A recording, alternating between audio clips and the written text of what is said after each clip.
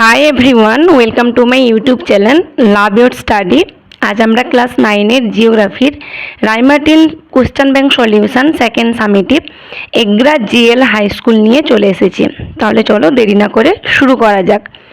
বিভাগ ক, বিকল্পগুলি থেকে সঠিক উত্তরটি নির্বাচন করে লেখো। একের দাগ, কর্কটক্রান্তি রেখা ভারতের যে রাজ্যের উপর দিয়ে প্রসারিত হয়েছে তা হলো মিজোরাম।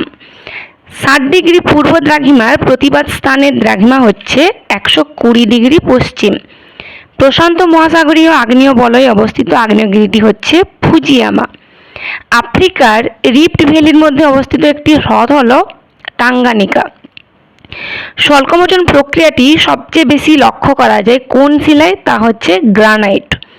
বাঁকুড়া জেলাটি যে প্রশাসনিক বিভাগের অন্তর্গত তা হচ্ছে মেদিনীপুর প্রশাসনিক বিভাগ। মাসলাম বৃক্ষ যে অরণ্যে লক্ষ্য করা যায় তা হচ্ছে আলপীয় অরণ্য। বিভাগ খ, নির্দেশ মতন উত্তর দাও। নিচের বিবৃতিগুলি শুদ্ধ হলে শুদ্ধ এবং অশুদ্ধ হলে অশুদ্ধ লিখতে বলেছে। সুমেরু বিন্দুতে ধ্রুবতারার উন্নতি কোণ 90 ডিগ্রি, এটি হবে শুদ্ধ। জলপ্রপাত হলো একটি তৃতীয় কর্মের ভূমিরূপ, এটিও শুদ্ধ। কিম্বারলে মালভূমি একটি লাভা গঠিত মালভূমি, শুদ্ধ। আয়তনে পশ্চিমবঙ্গের বৃহত্তম জেলার নাম হচ্ছে উত্তর 24 পরগনা, এটি হবে মিথ্যা। উপযুক্ত শব্দ বসিয়ে শূন্যস্থান পূরণ করো। একের দাগ, খনিজ পদার্থ ও হিউমাস বৃষ্টির জল দ্বারা মৃত্তিকার স্তরে প্রবেশ করলে তাকে এলুভিয়েশন বলা হয়। শিলার ফাটলের গায়ে বরফ প্রতি বর্গ সেমিতে প্রায় কত কেজি চাপ প্রয়োগ করে শিলার ফাটল বৃদ্ধি করে? 150 কেজি। ড্যাশ ও কোপাই নদীর মিলিত প্রবাহ হচ্ছে মৌরাক্ষী, এটি হচ্ছে বক্রেশ্বর।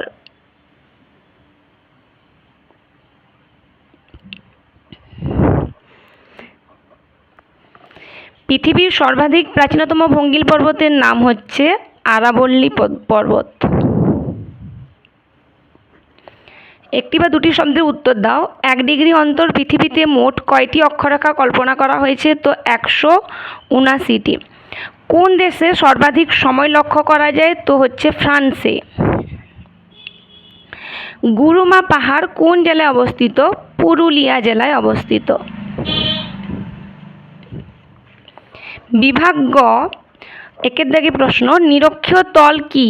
তো এই উত্তরটি রাইমার্টিন সহায়িকার 106 নম্বর পৃষ্ঠাতে রয়েছে। তো নিরক্ষীয় তল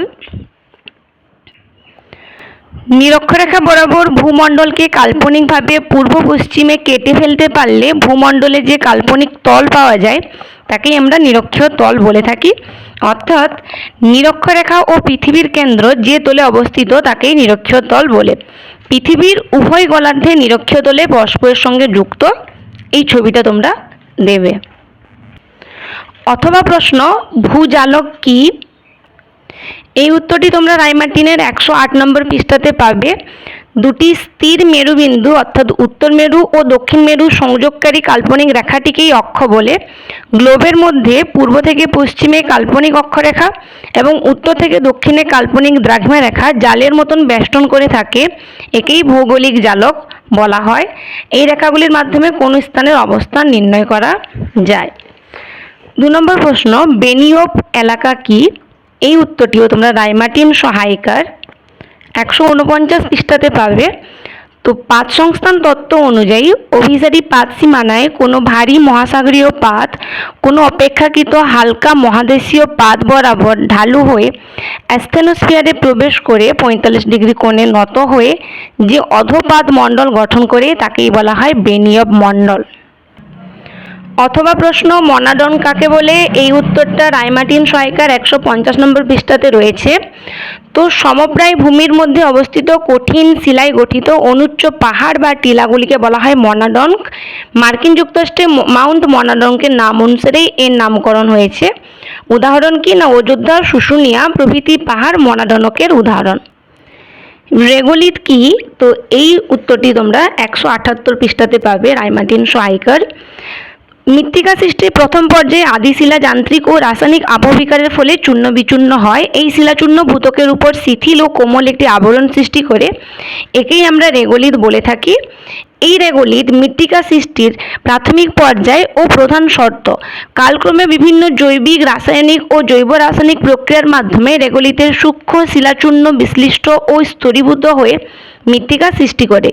প্রকৃতপক্ষে রেগোলিথ হল আবহবিকারের ফলে সৃষ্ট যাবতীয় বস্তুভারের অসমৃদ্ধ স্তর।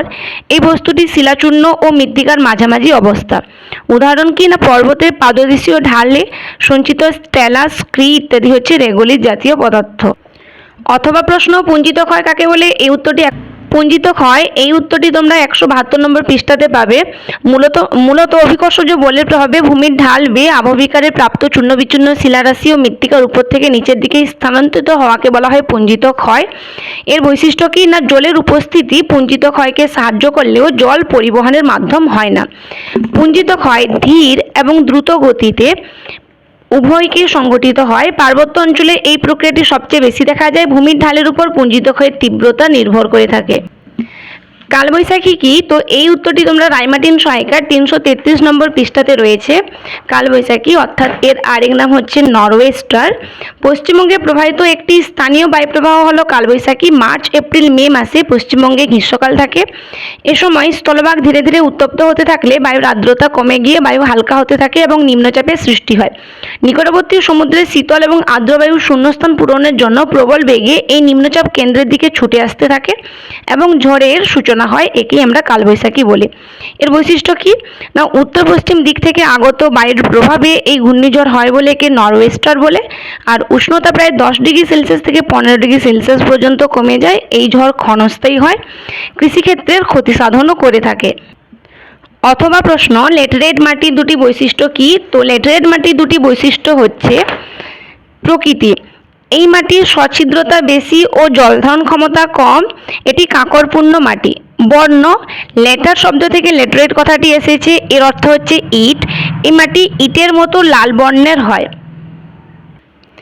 বিভাগ ঘ, নিচের প্রশ্নগুলি উত্তর দাও। একে দেখে নিরক্ষরেখা বরাবর হাঁটলে সময় পরিবর্তিত হয় এবং মূলমধ্যরেখা বরাবর হাঁটলে উষ্ণতা পরিবর্তিত হয়। কারণ বিশ্লেষণ করো। তো এই উত্তরটি তোমরা পেয়ে যাবে রায়মার্টিনের 101 নম্বর পৃষ্ঠাতে। তো একজন পর্যটক যদি নিরক্ষরেখা বরাবর হাঁটতে থাকে তাহলে তাকে দ্রাঘিমারেখা অতিক্রম করে যেতে হবে। পৃথিবী নিজের মেরুদণ্ডের চারিদিকে পশ্চিম থেকে পূর্বে একবার আবর্তন করতে সময় নেয় 1 দিন বা 24 ঘন্টা, অর্থাৎ 360 ডিগ্রি ঘুরতে পৃথিবীর সময় নেয় 1440 মিনিট। সুতরাং 1 ডিগ্রি দ্রাঘিমা অতিক্রম করতে পৃথিবীর সময় নেয় 4 মিনিট। তাই নিরক্ষরেখা বরাবর হাঁটলে প্রতি 1 ডিগ্রি অতিক্রম করলে 4 মিনিট করে সময়ের পার্থক্য হবে। পর্যটকটি যদি পূর্ব দিক থেকে এগোতে থাকে তাহলে 1 ডিগ্রি দ্রাঘিমার সময়ের পার্থক্য 4 মিনিট করে এগিয়ে যাবে এবং পশ্চিম দিকে এগোতে থাকলে সেই একই কারণে 4 মিনিট করে সময় পিছিয়ে যাবে। কিন্তু মূল মধ্যরেখা বরাবর হাঁটলে জলবায়ুর পরিবর্তন হবে। মূল মধ্যরেখা উত্তর দক্ষিণে বিস্তৃত এবং প্রতিটি অক্ষরেখাকে সমকোণে ছেদ করেছে। আমরা জানি অক্ষরেখা পরিবর্তনে জলবায়ুর পরিবর্তন ঘটে, কারণ নিরক্ষরেখা থেকে 2 মেরুর দিকে সূর্যরশ্মি ক্রমত তীর্যকভাবে পড়ে বলে উষ্ণতা নিরক্ষরেখা থেকে 2 মেরুর দিকে ক্রমশ কমতে থাকে।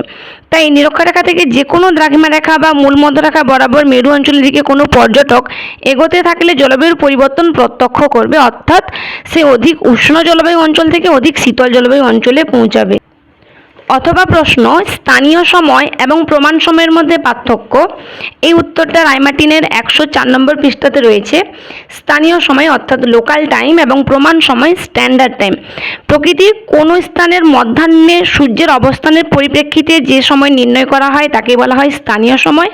আর কোনো একটি দেশের প্রশাসনিক কাজকর্মের পরিচালকের জন্য দেশের মধ্যভাগ থেকে প্রসারিত নির্দিষ্ট দ্রাঘিমা রেখার স্থানীয় সময়কে বলা হয় প্রমাণ সময়। ভিত্তি, স্থানীয় সময় নির্ণয়ের ভিত্তি হচ্ছে স্থানীয় দ্রাঘিমা রেখার উপর মধ্যাহ্নে সূর্যের অবস্থান এবং প্রমাণ সময় নির্ণয়ের ভিত্তি হচ্ছে দেশের মাঝ বরাবর প্রসারিত দ্রাঘিমা রেখার স্থানীয় সময়। সংখ্যা, তো একটি দেশে বিভিন্ন স্থানীয় সময় লক্ষ্য করা যায়। প্রমাণ সময় সাধারণত পূর্ব পশ্চিমে অপেক্ষাকৃত স্বল্প বিস্তৃত দেশের ক্ষেত্রে একটি প্রমাণ সময় লক্ষ্য করা যায়। উপযোগিতা, একই দেশের ভিন্ন স্থানের স্থানীয় সময় ভিন্ন হয়, স্থানীয় সময়ের ব্যবহার কম।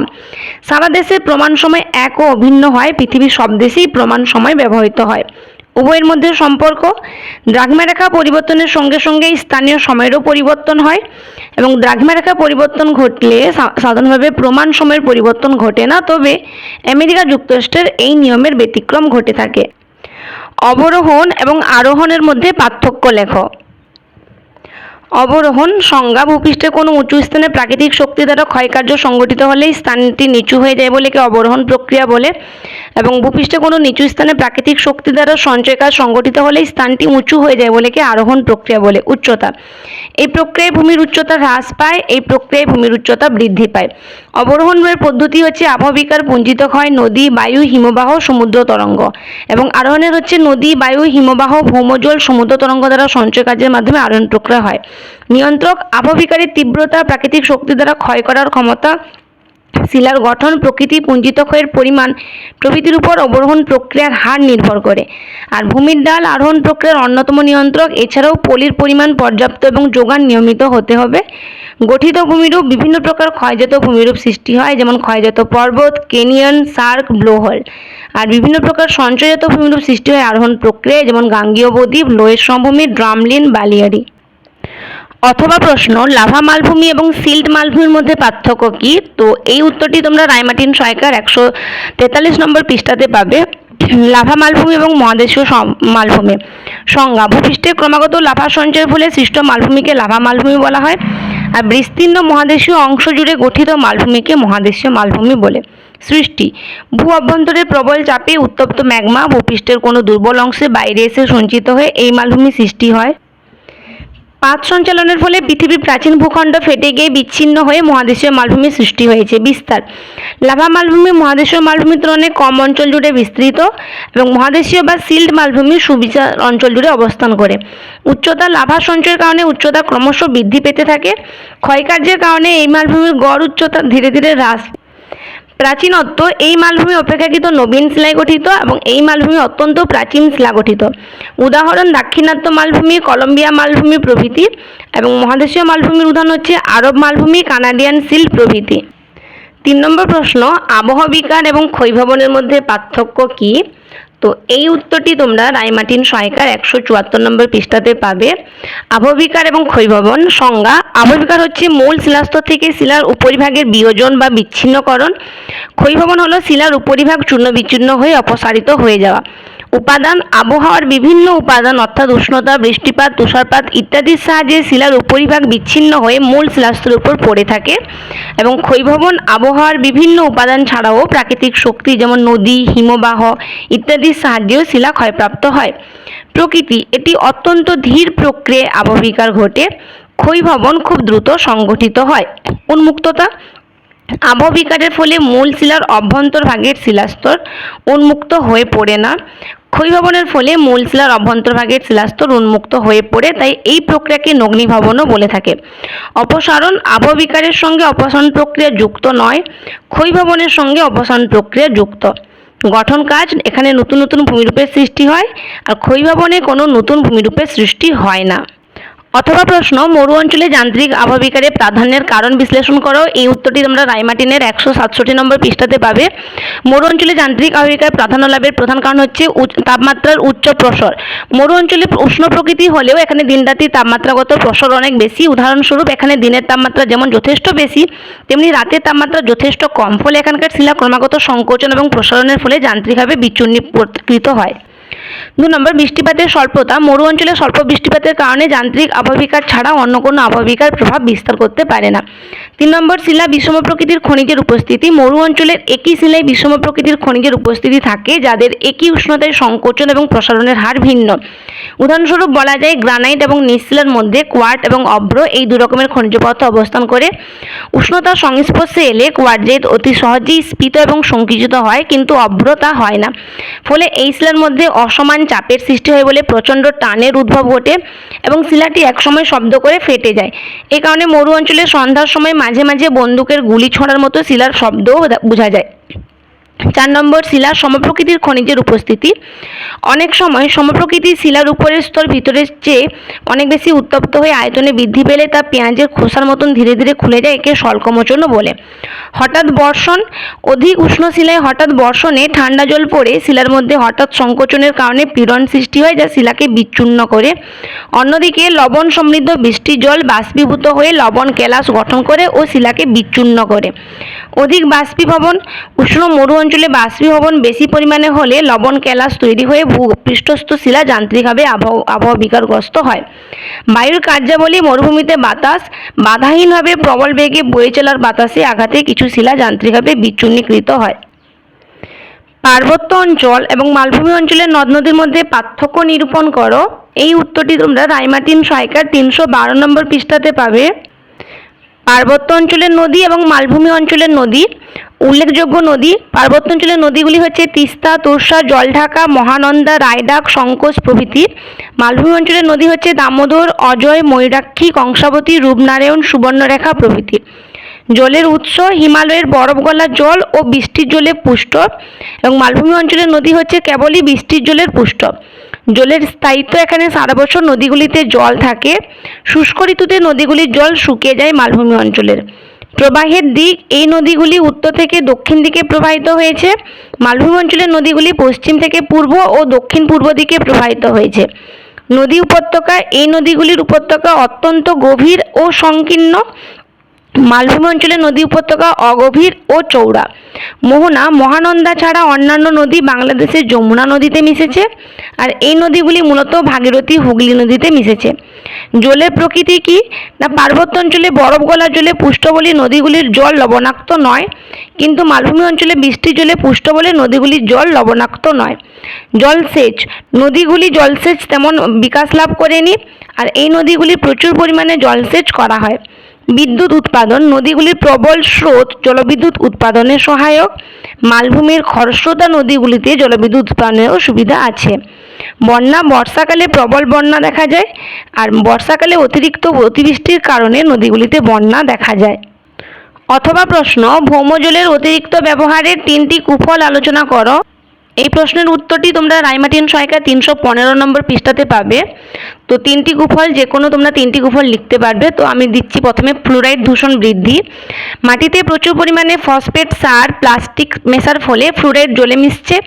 এই ফ্লুরাইড মিশ্রিত জল খেলে মানুষের ফ্লুরোসিস রোগ হচ্ছে, ফলে দাঁতের ক্ষয়সহ অনেক রোগ দেখা দিচ্ছে।